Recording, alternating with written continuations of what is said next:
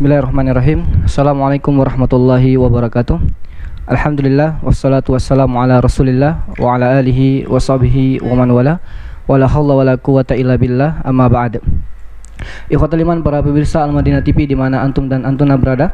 Alhamdulillah bertemu lagi pada kesempatan hari ini, yaitu di edisi hari ini, hari Rabu, tanggal 24 Februari 2021, yang mana insyaallah taala kita akan menyimak kembali kajian spesial tematik dengan pembahasan ensiklopedia adab harian Muslim, yang insyaallah diisi oleh Ustadz Hidayatullah Hafizahullah taala. Ikhwatul iman, para pemirsa di mana antum dan antuna berada. Di pertemuan yang lalu kita sudah mendengarkan materi dengan adab, yaitu sebelum atau sesudah tidur, dan insyaallah taala kita hari ini akan membahas tentang adab buang hajat. Ikhwatul iman, para pemirsa di mana antum dan antuna berada, seperti biasa di kajian ini kita akan bagi dua sesi, yang mana sesi pertama yaitu penyampaian materi, dan di sesi kedua yaitu sesi tanya jawab, yang mana pemirsa bisa melayangkan pertanyaan melalui di nomor interaktif 082278175837. Kami ulangi, bagi pemirsa yang ingin melayangkan pertanyaan, kami persilakan di nomor interaktif telepon, SMS ataupun WhatsApp di 082278175837. Untuk mempersingkat waktu kepada Al Ustadz, kami persilakan, falyatafadhal mashkur. Bismillahirrahmanirrahim. Assalamualaikum warahmatullahi wabarakatuh. Alhamdulillahi rabbil alamin, wa bihi nasta'inu ala umuri dunya waddin, wa salawatullahi wa salamuhu ala al-mab'uthi rahmatan lil alamin, wa ala alihi wa ashabihi al-mujahidina wat tahirin. Amma ba'd. Para pemirsa Al-Madinah TV yang dirahmati oleh Allah Subhanahu wa taala, alhamdulillah. Pertama-tama marilah kita bersyukur kepada Allah Subhanahu wa taala atas limpahan nikmat dan karunia yang Allah Subhanahu wa taala berikan kepada kita. Sehingga hingga saat ini, sampai hari ini, kita masih bisa menjalankan setiap kewajiban atau ibadah-ibadah yang Allah Subhanahu wa taala syariatkan kepada kita, karena tidak ada nikmat yang paling nikmat kaum muslimin melebihi nikmat ibadah kepada Allah Subhanahu wa taala. Sebagaimana yang kita ketahui bersama bahwasanya Allah Subhanahu wa taala tidaklah menciptakan kita kecuali agar kita beribadah kepadanya. Allah berfirman, "Wa ma khalaqtul jinna wal insa illa liya'budun." Dan tidaklah aku ciptakan jin dan manusia kecuali untuk beribadah kepadaku, kata Allah Subhanahu wa taala. Salawat beriringkan salam mudah-mudahan selalu tercurahkan kepada suri tauladan kita Nabi Muhammad sallallahu alaihi wasallam beserta keluarga, sahabat dan orang-orang yang senantiasa mengikuti beliau hingga akhir zaman kelak. Ikhwan wal akhwat, para pemirsa Madinah TV yang dirahmati oleh Allah Subhanahu wa taala. Kita lanjutkan insyaallah kajian kita tentang adab-adab harian seorang muslim, yang mana pada pertemuan sebelumnya kita telah menyelesaikan tentang beberapa adab ya yang harus diketahui oleh seorang muslim tentang yang berkaitan dengan masalah tidur ya, adab-adab tidur, baik sebelum tidur ataupun setelah kita tidur ya, terbangun kita dari tidur. Ada beberapa adab yang sudah kita jelaskan pada pertemuan sebelumnya. Nah, dan insyaallah pada pertemuan kali ini, pertemuan kedua dari kajian online kita ini, kita akan membahas tentang masalah adab buang hajat ya. Dan sebagaimana kita ketahui kaum muslimin rahimani wa rahimakumullah, ikhwan wa akhwat fillah, para pemirsa Al-Madinah TV yang dirahmati oleh Allah, kita sebagai umat manusia ya, sudah menjadi sunnatullah bahwasanya kita setelah mengkonsumsi makanan minuman, kita akan memproses makanan minuman tersebut sehingga mau tidak mau akan kita buang ya.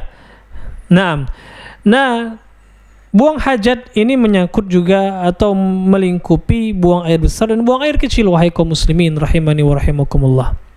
Maka dari itu penting bagi kita untuk mengetahui apa saja sih adab-adab yang harus kita ketahui agar rutinitas kita ya, harian buang hajat. Siapa sih manusia yang tidak buang hajat, tidak buang air besar, tidak buang air kecil ya. Tetapi bagaimana dengan perbuatan yang kita pandang ini hanya sebagai suatu ya hal yang manusiawi, Tapi dengan hal ini kita jadikan atau kita sikapi ya, atau kita amalkan adab-adab sehingga yang tadinya kita anggap suatu hal yang cuma sekedar manusiawi saja bisa berbuah ibadah di hadapan Allah Subhanahu wa taala, menjadi nilai ibadah. Tentunya dengan menjalankan adab-adab, mempraktekkan adab-adab ketika kita buang hajat tersebut sesuai dengan tuntunan dan anjuran Nabi besar Muhammad sallallahu alaihi wasallam. Nah, karena sebagaimana kita ketahui yang namanya ibadah itu bukan hanya salat. Ibadah bukan hanya puasa, zakat dan haji. Ingat kata Syekhul Islam Ibnu Taimiyah rahimahullahu taala, yang namanya ibadah adalah ismun jami'un likulli ma yuhibbuhullahu wa yardah minal aqwali wal af'ali adh-dhahira wal batinah. Ibadah adalah suatu kata yang mencakup ya segala perbuatan dan perkataan yang zahir ataupun yang batin yang dicintai dan diridhai oleh Allah Subhanahu wa taala.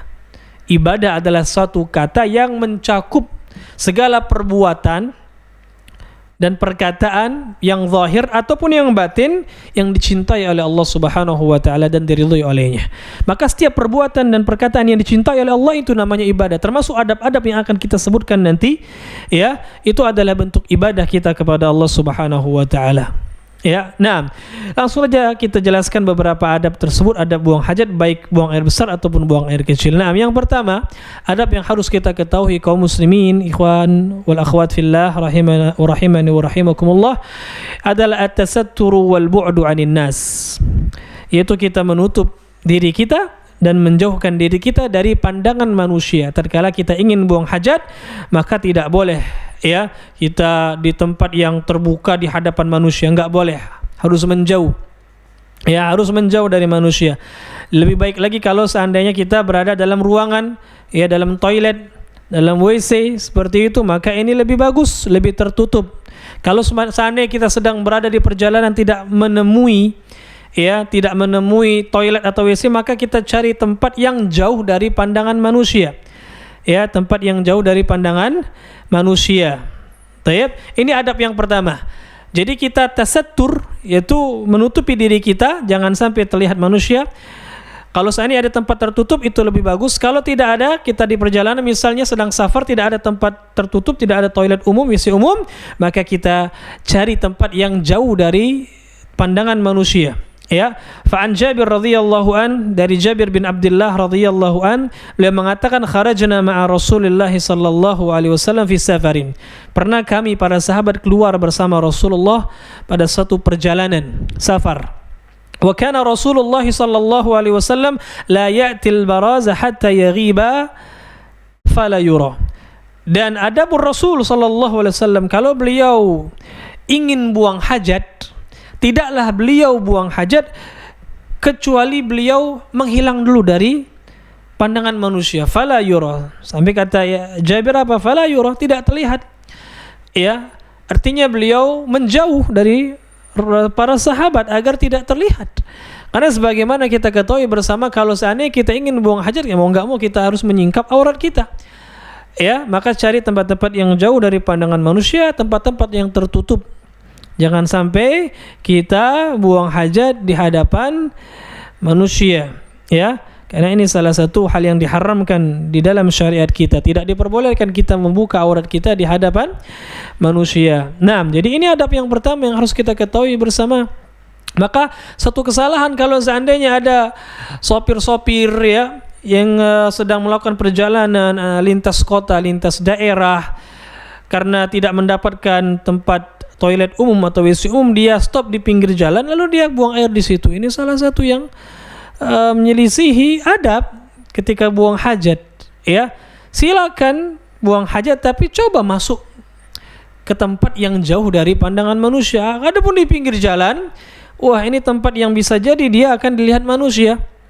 Ya, kalau auratnya dilihat manusia, dia akan mendapatkan dosa karena tidak menutup auratnya. Sebagaimana kita ketahui bersama, menutup aurat hukumnya wajib. Dan aurat laki-laki itu antara pusar dan lututnya, ya harus ditutupi. Maka ini adab yang pertama yang harus kita ketahui, ikhwatal Islam rahimani wa rahimakumullah. Wallahu alam. Nah, yang kedua di antara adab buang hajat, ya adalah adamu dukhulil khala' bi syai'in fihi dzikrullah. Yaitu kita tidak masuk ke dalam toilet atau WC dengan membawa suatu benda yang ada nama Allahnya. Ya, yang ada nama Allahnya. Yang ada tulisan nama Allah Subhanahu wa taala, yang ada lafaz Al-Qur'annya misalnya. Tidak. Ya, seperti cincin yang bertuliskan la ilaha illallah misalnya. Ya, atau ya ada nama Allah Subhanahu wa taala di benda tersebut. Thayyib. Maka ini hendaklah kita lepaskan sebelum kita buang hajat, sebelum kita masuk toilet, ya, sebelum kita buang hajat, maka kita lepaskan. Kenapa? Para ulama mengatakan dikarenakan toilet, WC, tempat buang hajat, ya, itu ada tempat yang kotor, tempat yang banyak najisnya. Sedangkan nama Allah Subhanahu wa taala itu harus diagungkan, sepakat ulama kita, ya. Ini satu hal yang maklum minad din bid darurah, kata ulama. Suatu yang diketahui dari agama ini secara daruri, secara darurat kita pasti mengetahui bahwasanya mengagungkan nama Allah itu wajib. Ya. Itu wajib, hal yang wajib. Maka di antara pengagungan kita kepada Allah dan kepada asmaullah, nama Allah, ya, hendaklah kita jangan membawa benda-benda yang ada nama Allahnya ke dalam toilet. Ya, kita bawa ketika kita buang hajat, jangan dilepaskan terlebih dahulu. Ya, dilepaskan terlebih dahulu. Wallahu alam. Jadi ini di antara adab pula, ya, tatkala kita akan buang hajat. Nah, kemudian yang ketiga, di antara adab, wahai kaum muslimin rahimani wa rahimakumullah, ketika kita akan buang hajat atau ketika buang hajat, baik buang air kecil atau buang air besar, adalah kata para ulama yang ketiga, at-tasmiyatu wal isti'adzatu 'inda ad-dukhul.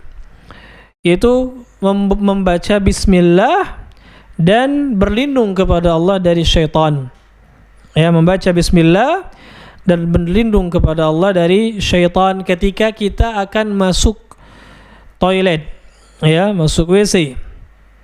Adapun membaca bismillah, maka ini alhamdulillah disunnahkan dalam hadis yang diriwayatkan oleh Al-Imam Tirmidzi, dinilai sahih oleh Syekh Al-Albani rahimahumullah, bahwasanya Rasulullah sallallahu alaihi wasallam pernah bersabda, satru ma baina ayunil jin wa awrati bani adam idza dakhala ahadukumul khala an yaqula bismillah. Kata Rasulullah sallallahu alaihi wasallam, pembatas antara mata jin, ya, penglihatan pandangan jin, dan aurat anak Adam, aurat bani Adam, itu pembatasnya agar aurat kita tidak dilihat oleh jin, kata Rasulullah, idza dakhala ahadukum al-khala an yaqula bismillah, yaitu ketika salah seorang dari kalian masuk ke dalam toilet atau WC, hendaklah dia mengatakan bismillah. Ya. Jadi kalau kita tidak mau aurat kita dilihat oleh jin, ya, karena jin ini bisa melihat kita, kita tidak bisa melihatnya. Kata Allah Subhanahu wa taala, innahu yarakum huwa wa qabiluhu min haitsu la tarawnahum. Ya, ketika Allah menjelaskan tentang iblis, kata Allah, sungguhnya dia iblis, ya, dan kaumnya itu kaum jin bisa melihat kalian, tapi kalian tidak bisa melihat mereka, kata Allah Subhanahu wa taala dalam surat Al-A'raf.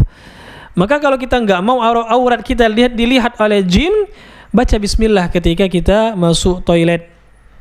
Ya, ketika kita buka aurat pun seperti itu. Karena dalam lafaz yang lain Rasul mengatakan idza wada'a ahadukum thawbahu an yaqul bismillah. Itu pembatas antara penglihatan pandangan jin dan aurat anak Adam, ketika dia membuka pakaiannya, dia membaca bismillah. Jadi ketika buka pakaian baca bismillah.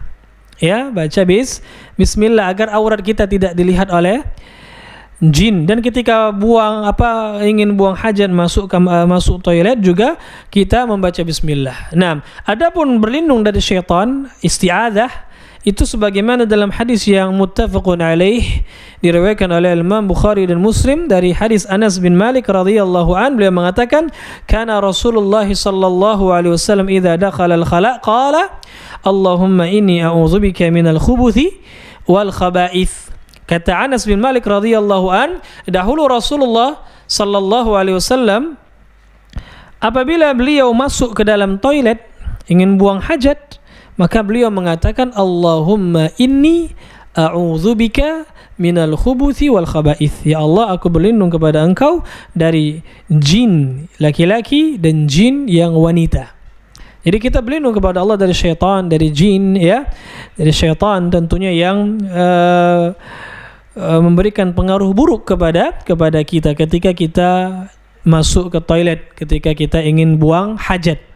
Jadi jangan lupa para kaum muslimin ikhwatal Islam rahimani wa rahimakumullah, pemirsa Al-Madinah TV dimanapun berada, kita amalkan sunnah yang satu ini, adab ketika buang hajat, ya.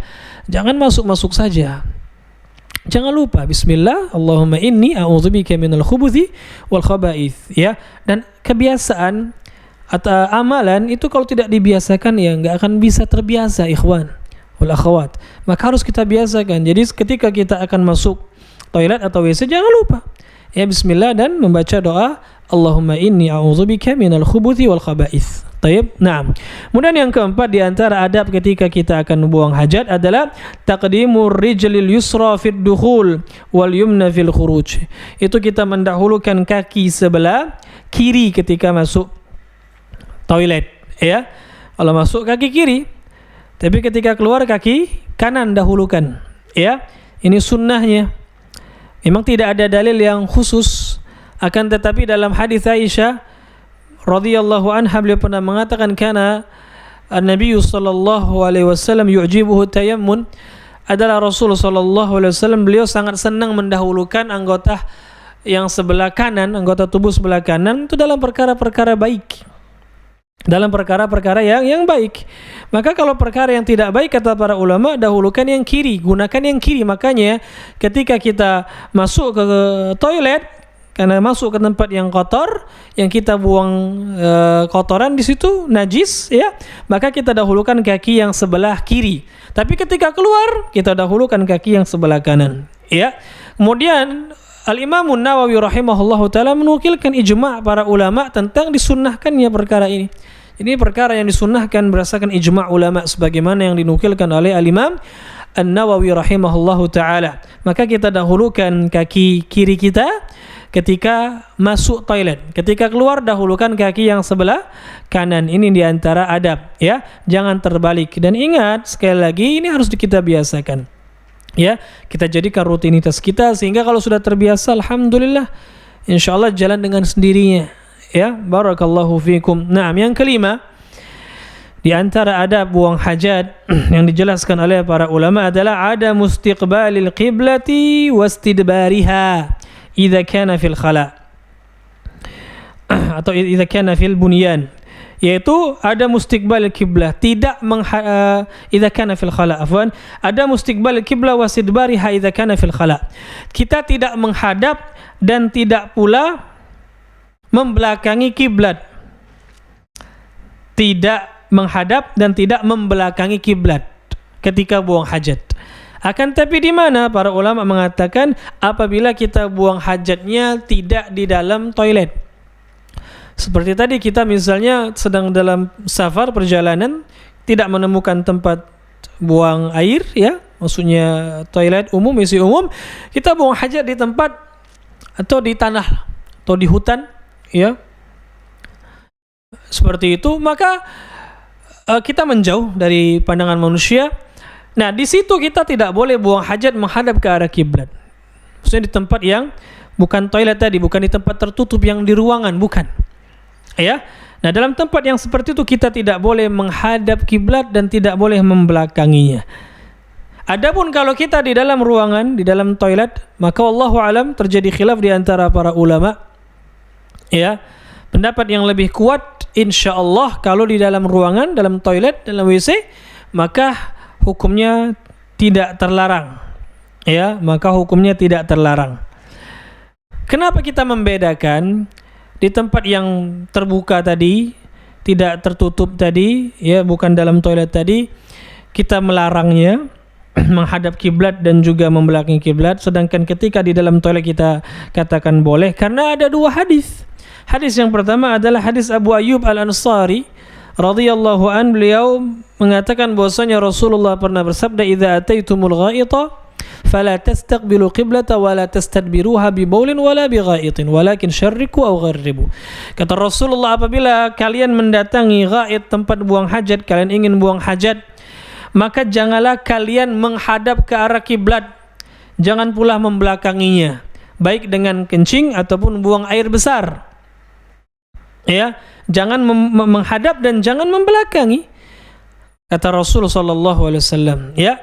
Nah, ini hadis berarti melarang. Hadis ini seakan-akan umum, akan tapi hadis ini dikhususkan oleh hadis Ibnu Umar ketika suatu hari beliau pernah menaiki rumah Hafsah, ya, saudarinya yang merupakan istri Rasulullah sallallahu alaihi wasallam. Ketika itu Abdullah bin Umar mendapati Rasulullah sedang buang hajat di dalam toilet, menghadap ke Baitul Maqdis dan membelakangi kiblat. Nah, membelakangi kiblat artinya Rasulullah SAW melakukannya, padahal dalam hadis yang pertama tadi Rasul melarang, tapi hadis ini Rasul malah membelakangi kiblat. Nah, para ulama mengatakan berarti ini diperbolehkan terkala di dalam ruangan.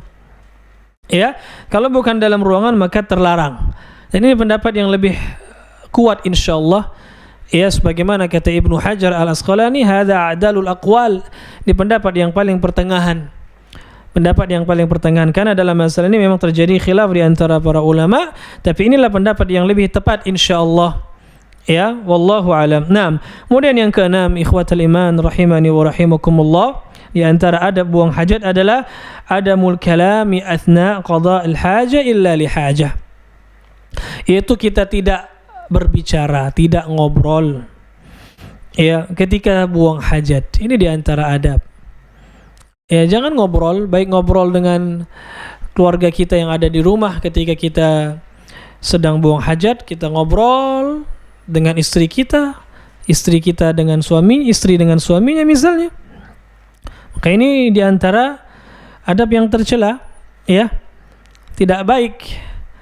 Taib, kalau seadanya kita buang hajat maka jangan berbicara, kecuali dalam hal yang mendesak, kalau ada keperluan hajat, ya. Misalnya air di dalam toilet habis, ya, kita belum cebok, belum istinja. Taib, mau minta bantuan kepada orang yang ada di luar, tolong ambilkan air misalnya, maka kita ngomong, ya, jangan nggak ngomong, langsung pakai celana, ya, belum istinja malah nggak boleh. Taib, tapi kalau tidak ada hajat tidak boleh ngobrol. Termasuk juga yang tidak boleh adalah ngobrol dengan orang melalui handphone misalnya, nelpon dalam toilet, ya. Jangan, ikhwan rahimani wa rahimakumullah. Dari hadis Abdullah ibnu Umar, beliau mengatakan anna rajulan marra wa Rasulullah sallallahu alaihi wasallam yabul. Kata Ibnu Umar, pernah seorang sahabat laki-laki, sahabat melewat, yang mana Rasulullah sedang buang hajat. Rasulullah sedang kencing, ya, sedang buang air kecil. Fasallama, maka sahabat ini mengucapkan salam kepada Rasul sallallahu alaihi wasallam. Falam yarudda alaih, maka Rasulullah tidak menjawab salam sahabat ini. Rasulullah tidak menjawab salam sahabat ini, ya. Ini hadis yang sahih, diriwayatkan oleh Imam Muslim dalam kitab sahihnya. Nah, Rasul ketika buang air kecil, ada orang salam, beliau enggak jawab, padahal kita ketahui bersama menjawab salam itu hukumnya adalah wajib, ya. Tapi Rasulullah SAW tidak menjawab. Kenapa? Karena bukan termasuk adab yang baik kita berbicara ketika buang hajat, baik buang air kecil ataupun buang air besar. Maka Rasul enggak menjawab, padahal menjawab salam hukumnya wajib. Bagaimana kalau dengan yang bukan menjawab salam, ya? Maka jangan berbicara, jangan ngobrol di dalam toilet ketika kita buang hajat, ya. Ini di antara adab yang tidak baik. Jadi kita tinggalkan, jangan berbicara, jangan ngobrol ketika kita sedang buang hajat. Nah, adab yang berikutnya yang ketujuh, wahai kaum muslimin rahimani wa rahimakumullah, para pemirsa Al-Madinah TV dimanapun anda berada, yaitu adamul istinja bil yumna, yaitu kita tidak beristinja, tidak cebok dengan tangan kanan, ya, nggak boleh cebok, istinja dengan tangan kanan, ini terlarang. Khilaf di antara para ulama, sebagian mengatakan haram, sebagian mengatakan makruh.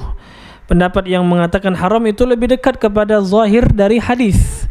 Dalam hadis yang diriwayatkan oleh Al-Imam Al-Bukhari dan Muslim, Rasulullah sallallahu alaihi wasallam pernah bersabda, "La yamsikanna ahadukum biyaminihi wa huwa yabul."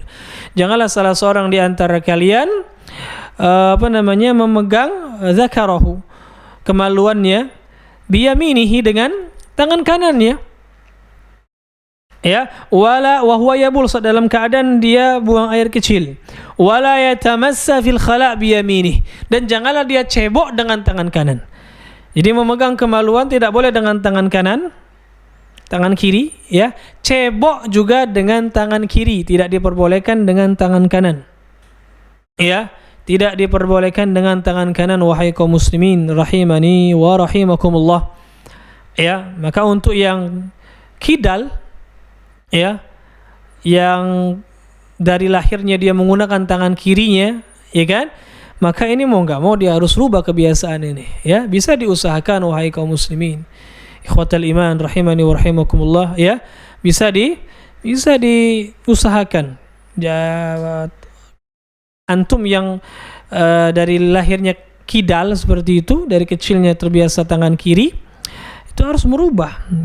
Dibiasakan, dirubah, bisa insyaallah, ya, dengan pertolongan Allah Subhanahu wa taala. Bukan alasan orang yang kidal, bukan alasan sehingga dia cebok misalnya dengan tangan kanan, yang tidak boleh. Harus gunakan tangan kirinya. Ya, sebaliknya makan tangan kanan. Jadi jangan dibalik, makan tangan kiri cebok tangan kanan. Ini hal yang terlarang, ya. Maka hendaklah kita buang air kecil, ketika buang air kecil pegang kemaluan dengan tangan kiri, jangan dengan tangan kanan, ya. Begitu pula cebok, istinja, itu gunakan tangan kiri, jangan menggunakan tangan kanan. Tayyib. Tadi sebagian ulama ada yang sampai mengharamkan, ya, mengharamkan cebok dengan tangan kanan ini. Wallahu alam. Nah, kemudian yang ke-8 di antara adab juga dalam buang hajat wahai kaum muslimin adalah ghaslul yad bis sabuni ba'da qada'il hajah, yaitu kita mencuci tangan kita. Mencuci tangan kita lebih bagus lagi dengan menggunakan sabun, ya, ketika kita buang hajat. Setelah cebok, ya, setelah kita istinja, maka satu hal yang baik kita membersihkan tangan kita, mencuci tangan kita, dan cuci tangan disertai dengan menggunakan sabun. Bagus. Ini di antara adab yang bagus, ya, karena Rasulullah sallallahu alaihi wasallam itu biasanya ketika beliau sudah selesai buang hajat, setelah selesai istinja, beliau gosok-gosok tangan beliau ke tanah, ya. Karena ma'ruf di zaman Rasulullah sallallahu alaihi wasallam belum ada sabun seperti di zaman sekarang, ya, dan toilet WC di zaman beliau itu lantainya tanah. Maka beliau gosokkan, dan tanah itu dapat membersihkan. Makanya ketika Rasulullah menjelaskan tentang tata cara membersihkan bejana yang dijilat oleh anjing, salah satunya dengan menggunakan tanah. Karena tanah itu bisa membersihkan, ya. Nah, Rasul gosok tangan beliau ke tanah. Adapun kita sekarang, yang mana ya toilet kita sekarang itu enggak ada tanah lagi, Pak, ya, ibu-ibu, ya. Ikhwatal iman rahimani wa rahimakumullah. Keramik lantainya, dindingnya pun keramik, ya. Maka kata ulama bisa diganti dengan menggunakan sabun, wallahu alam. Ya, maka kita cuci tangan kita dengan menggunakan sabun. Wallahu alam. Ini di antara adab. Kemudian yang ke-9, di antara adab buang hajat juga kata para ulama adalah ijtinab qada'il hajah fi tariqin nas wa dhillihim. Itu tidak buang hajat di dua tempat yang terlarang. Yang pertama adalah jalan manusia, jalan yang digunakan orang untuk berjalan, ya. Tidak boleh buang hajat di tengah jalan, ya. Apalagi di siang hari bisa ditabrak mobil. Nah, tidak boleh. Ataupun ketika sepi buang hajat di tengah jalan, tidak boleh. Jalan yang digunakan oleh orang untuk berjalan, ya, tidak boleh. Yang kedua adalah tempat orang berteduh. Di tempat orang berteduh tidak boleh. Dalam sebuah hadis yang sahih riwayat Imam Muslim, Rasulullah bersabda, ittaqul la'inaini. Kata Rasulullah, jauhilah dua tempat yang bisa mendatangkan laknat, ya. Jauhi dua tempat yang bisa mendatangkan laknat. Qalu, para sahabat bertanya, wa man la'inan ya Rasulullah? Apa itu ya Rasulullah? Apa itu ya Rasulullah? Rasulullah bersabda, alladzi yatakhalla fi tariqin nas wa dhillihim. Yaitu orang yang buang hajat di jalan, ya, yang digunakan orang untuk berjalan atau di tempat orang berteduh. Di tempat orang berteduh tidak boleh, ya, kita buang hajat di situ, wahai kaum muslimin. Maka hati-hati, jauhi dua tempat ini di antara adab. Barakallahu fikum. Yang ke-10, di antara adab buang hajat adalah istihbabul qaul jalisan wa jawazuhu qa'iman lirrajuli. Kata para ulama, di antara adab adalah kita buang hajat atau kita buang air kecil, ya, itu dengan atau dalam keadaan duduk. Buang air kecil dalam keadaan duduk ini sunnah, ya. Kalau buang air besar ya harus duduk. Kalau besar nggak tahu jadinya gimana. Kalau berdiri nggak tahu jadinya gimana. Ya, buang air besar berdiri nggak tahu gimana jadinya. Kalau buang air kecil maka sunnahnya, afdalnya duduk buang air kecil. Tapi boleh nggak laki-laki buang air kecil berdiri? Boleh. Karena dalam hadis Hudzaifah, beliau pernah melihat Rasulullah buang air kecil berdiri, ya, meskipun yang afdal adalah dengan duduk. Adapun wanita maka duduk. Ya. Barakallahu fikum. Kemudian yang terakhir, ikhwatul iman rahimani wa rahimakumullah, para pemirsa Al-Madinah TV yang dirahmati oleh Allah Subhanahu wa taala, yang terakhir, yang ke-11 adalah ketika kita keluar toilet atau WC, hendaklah kita membaca doa yang diajarkan oleh Rasulullah sallallahu alaihi wasallam, yaitu Rasulullah ketika beliau keluar dari toilet, beliau mengucapkan ghufranaka. Ya, ghufranaka. Ya, itu maknanya kita minta ampunan dari Allah Subhanahu wa taala. Ghufranaka, ampunanmu ya Allah. Ya, ampunanmu ya Allah. Nah, kenapa di antara hikmah kita istighfar, minta ampunan kepada Allah setelah buang hajat, itu kata para ulama, karena kita ketika buang hajat kan nggak bisa berzikir kepada Allah, ya, maka kita mohon ampun kepada Allah dari kekurangan yang kita lakukan tersebut. Barakallahu fikum, wallahu a'lam bishawab.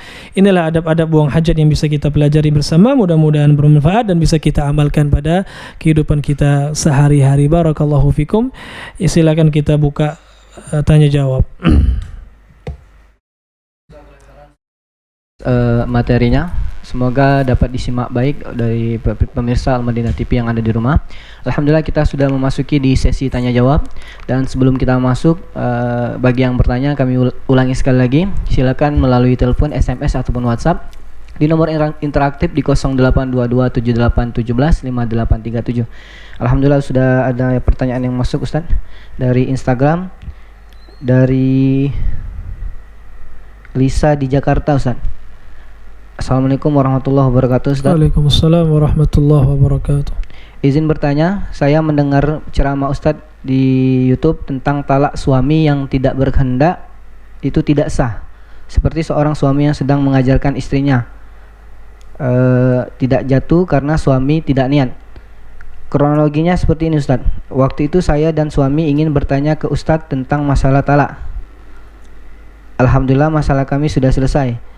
Untuk menyelesaikan masalah, kami mempersiapkan pertanyaan apa saja yang ingin ditanyakan, dan pembahasan kami ada kalimat kamu talak. Maksud suami bilang kalimat itu adalah apa kalimat ini yang mau ditanyakan nanti ke Ustaz tentang fikih talak, dan saya tanyakan ke suami tidak ada niat, hanya sekedar kalimat seperti yang dijelaskan sebelumnya. Suami jadi bingung dan menjadi was-was. Bagaimana Ustaz tanggapannya, Ustaz? Iya, betul, para ulama mengatakan di antara syarat sahnya talak adalah an yaqsidahu, ya, al-qasd, ada maksud di situ. Ya, jadi memang bukan berarti maksudnya memaksudkan perkataan itu dia mentalak istrinya. Ya. Makanya para ulama mengatakan kalau seandainya dia tidak memaksudkan kata-kata itu, bukan enggak memaksudkan mentalak, tidak memaksudkan kata-kata itu. Ya. Karena talak ini salah satu hal yang kalau main-main tetap dihukumi jatuh kalau orang itu memaksudkan kata talak. Ya. Tapi kalau dia tidak memaksudkan kata-kata itu, cuma untuk seperti tadi disinggung ta'lim, li ajli ta'lim, ngajar. Ya. Misalnya saya sedang ngajar kepada murid-murid saya. Saya ingin mengatakan, wahai murid saya, talak yang sah itu adalah seorang suami mengatakan kepada istrinya, istriku kamu saya talak. Nah, istriku kamu saya talak. Ini saya mengucapkan kata-kata ini untuk ngajarkan, bukan untuk memaksudkan perkataan tersebut. Tidak, ya. Maka ini tidak dijatuhi talak. ya, ini tidak dijatuhi talak. Ya, kalau yang saya tangkap dari pertanyaan ukhti tadi yang bertanya, maka ya tidak jatuh talak, ya. Maka hilangkan was-was suami tersebut, itu tidak dinilai talak, ya. Kecuali suami memang bertujuan mengucapkan kata tersebut, meskipun main-main jatuh dia. Tapi kan ini enggak, ya.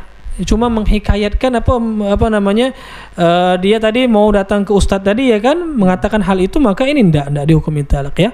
Maka jangan ada was-was. Insyaallah nikah kalian masih sah. Barakallahu fikum. Naam. Jazakallahu khairan Ustaz atas jawabannya. Semoga dapat didengar baik oleh penanya tadi. Dan kita masuk ke pertanyaan berikutnya dari Abu Hamilul Quran, Ustaz. Izin bertanya Ustaz, bagaimanakah sikap kita ketika orang tua dan keluarga besar mengajak ke acara yang berbau bid'ah? Adapun jika ditolak, hubungan ke orang tua dan keluarga bisa rusak, Ustaz. Mohon pencerahannya. Jazakallahu khairan Ustaz. Dalam hal-hal sikap, menyikapi, bagaimana kita menyikapi itu, ya saya tidak bisa menjawab dengan apa sesuai dengan yang saya inginkan, ya Pak, ya, untuk yang bertanya. Taib. Untuk sikap itu kita lebih tahu, ya, diri kita masing-masing lebih tahu bagaimana kita bersikap. Kalau bertanya tentang hukum, maka insya Allah saya bisa menjawab. Hukum menghadiri acara-acara bid'ah, maka tidak boleh, jelas ulama melarang. Ya, ulama melarang, dalil-dalil jelas dari Quran dan juga dari sunnah. Di antara dalil sunnah, ya, di antara dalil Quran, wala ta'awanu 'alal itsmi wal udwan, jangan kalian tolong-menolong dalam dosa dan permusuhan dosa. Dan bid'ah salah satu perbuatan dosa. Makanya Rasulullah mengatakan kullu bid'atin dhalalah, setiap bid'ah adalah sesat. Ya, terlarang di dalam agama ini, maka hukumnya nggak boleh. Tapi bagaimana menyikapi Ustaz? Kalau saya nggak turuti, rusak hubungan keluarga. Nah, ini dikembalikan kepada kita, ya. Maka di situ ada kaidah yang dijelaskan oleh para ulama, anna daf'al madarrah muqaddam ala jalbil masalih atau maslah. Ada kaidah yang dijelaskan oleh para ulama bahwasanya menolak kemudaratan itu lebih didahulukan daripada mengambil manfaat. Betul, kita menjauhi bid'ah itu manfaatnya besar, ya. Tapi menghindarkan dari kemudaratan itu juga salah satu hal yang baik yang dianjurkan dalam agama, ya. Dan putus hubungan antara kita dengan keluarga kita, bahkan kita berikutnya tidak bisa berdakwah lagi kepada mereka, ini madarrah. Ini madarrah, ya, suatu hal yang madarat yang besar. Maka silakan ditimbang-timbang. Yang jelas menolak kemadaratan lebih didahulukan daripada mengambil manfaat. Wallahu a'lam. Jazakallahu khairan Ustaz atas jawabannya. Kita masuk ke pertanyaan berikutnya dari hamba Allah. Assalamualaikum Ustaz. Waalaikumsalam warahmatullahi. Adakah anjuran ketika kita memasukkan sedikit jari ketika kita membersihkan sisa kotoran setelah buang air besar, Ustaz? Iya. Tidak ada, ya. Tidak ada anjuran seperti itu, bahkan ini bisa salah satu bentuk takalluf, ya, memberatkan diri sendiri. Tidak. Yang kita bersihkan itu yang zahirnya. Adapun sampai memasukkan jari ke dalam dubur misalnya setelah buang air besar, maka ini salah satu hal takalluf, ya, dan tidak ada anjurannya di dalam Islam. Setahu saya tidak ada anjurannya, ya. Maka tidak diamalkan. Bisa jadi salah satu bentuk takalluf yang memberatkan diri sendiri. Wallahu alam. Kita masuk ke pertanyaan berikutnya. Ada pertanyaan dari hamba Allah lagi, Ustaz. Izin bertanya, berkaitan dengan fikih nikah, Ustaz. Ada sebuah pasutri yang mana qadarullah mereka sedang cekcok dalam urusan rumah tangga. Kemudian sang istri tadi ingin mencari aman dan dia berniat pergi keluar rumah sehingga membuat sang suami semakin marah. Dan sang suami menjadi berkata seperti ini, Ustaz, jika kamu pergi kita akan cerai. Tetapi sang istri mengurungkan niatnya untuk pergi keluar rumah, dikhawatirkan jatuh terhadap talak. Pertanyaannya, Ustaz, sampai kapankah sang istri tersebut bisa terbebas dari ucapan suaminya? Apakah istri tersebut boleh keluar rumah bukan dalam artian minggat setelah sang suami telah ridho, atau seperti apa penjelasannya, Ustaz? Jazakallahu khairan, Ustaz. Iya, ini yang dinamakan oleh para ulama dengan at-talaqul mu'allaq. ya, talak yang muallaq, yang tergantung, yang bersyarat seperti itu. Kalau kamu keluar, saya talak. Ya, sampai kapan? Ya, sampai ucapan tersebut ditarik oleh sang suami. Kalau ucapan tersebut ditarik oleh sang suami, maka selesai. Ya, tinggal suami mengatakan, ya perkataan yang kemarin saya tarik lagi. Ya, maka kamu boleh keluar. Maka tidak masalah. Maka tidak masalah seperti itu ya. Kalau omongannya ditarik lagi. Nah, cuma yang jadi perbedaan para ulama ketika suami menarik ya ucapan ini, apakah dia harus bayar kafarah atau tidak. Sebagian ulama menilai dia harus bayar kafarah, dan kafarahnya seperti kafarah sumpah, kafaratul yamin. Ya, ketika suami menarik ucapan ini, dia membayar kafarah sumpah, kafaratul yamin, kafarah sumpah, itu dengan memberi makan 10 fakir miskin atau memberikan pakaian kepada 10 fakir miskin. Ya, itu 10 fakir miskin dikasih makan ketika suami tadi menarik ucapan tersebut. Ya, makanya untuk suami itu tidak perlu mengucapkan kata-kata cerai, talak, meskipun kata-kata yang bersyarat. Ya, meskipun kata-kata yang bersyarat. Ya, jangan bermudah-mudahan, jaga lisan kita. Rasulullah bersabda, "Man kana yu'minu billahi wal yawmil akhir falyaqul khairan aw liyasmut." Barang siapa beriman kepada Allah dan hari akhir, hendaklah berkata benar, berkata baik, atau dia diam. Ya, wallahu alam. Kita masuk ke pertanyaan berikutnya, yaitu melalui Instagram, Ustaz, dari Sigit_MNT. Bismillah. Apakah boleh mandi dengan membasahi seluruh badan kemudian melakukan sholat tanpa wudu, Ustaz? Jazakallahu khairan, Ustaz. Mandi di sini apa dulu? Ini harus kita ketahui. Kalau mandinya adalah mandi junub, ketika kita junub, selesai junub, ya, kita mandi junub. Taib. Setelah mandi junub, kita enggak wudu lagi langsung sholat, maka ini boleh, ya. Tapi kalau mandinya mandi sehari-hari, mandi pagi, mandi rutin, ya, ini enggak sah, tidak boleh. Kita harus berwudu lagi. Yang pertama, kenapa? Karena mandi itu kan enggak pakai niat, mandi yang biasa, rutinitas itu, ya. Sedangkan ibadah itu sahnya harus pakai niat. Yang pertama. Yang kedua, di antara rukun wudu itu harus tertib urutannya. Ya, sedangkan ketika antum mandi itu tidak tertib. Adapun mandi junub, maka itu memang ada dalil khususnya dari hadis Aisyah. Rasulullah pernah ketika selesai mandi junub, beliau langsung sholat, enggak wudu lagi, tidak wudu lagi. Itu ada dalil. Adapun mandi hari sehari-hari, mandi rutinitas, maka itu enggak bisa, ya. Jadi lihat mandinya. Ya, termasuk juga mandi hari Jumat, mandi sunnah hari Jumat itu enggak bisa, tidak mencukupi. Ya, kita langsung sholat, tidak wudu lagi, enggak boleh. Tayyib. Jadi mandi yang mencukupkan dari wudu itu adalah mandi junub. Mandi junub, ikhwan fillah rahimani wa rahimakumullah. Wallahu alam. Naam. Kita masuk ke pertanyaan terakhir dari Instagram juga, Ustaz, dari muharani.sabila. Apakah hukumnya seorang istri mencium tangan suaminya, Ustaz? Iya. Tidak masalah. Diperbolehkan bagi istri untuk mencium tangan suami, boleh-boleh saja, ya, karena suami itu memiliki keutamaan, dan Allah Subhanahu wa taala sendiri yang mengatakan ar-rijalu qawwamuna 'alan nisa bima faddalallahu bihi ba'dahum 'ala ba'd wa bima anfaqu min amwalihim. Ya, Allah Subhanahu wa taala mengatakan rijal, laki-laki itu adalah qawwam, yang meluruskan, yang memimpin wanita, dan Allah lebihkan, ya, karena Allah lebihkan laki-laki itu. Maka boleh seorang istri mencium tangan suaminya, boleh, tidak masalah. Alhamdulillah. Barakallahu fikum. Mungkin ini yang bisa kita sampaikan, mudah-mudahan bermanfaat. Lebih dan kurangnya saya mohon maaf. Kepada Allah saya mohon ampun. Subhanakallahumma wa bihamdika asyhadu an la ilaha illa anta astaghfiruka wa atubu ilaik. Assalamualaikum warahmatullahi wabarakatuh.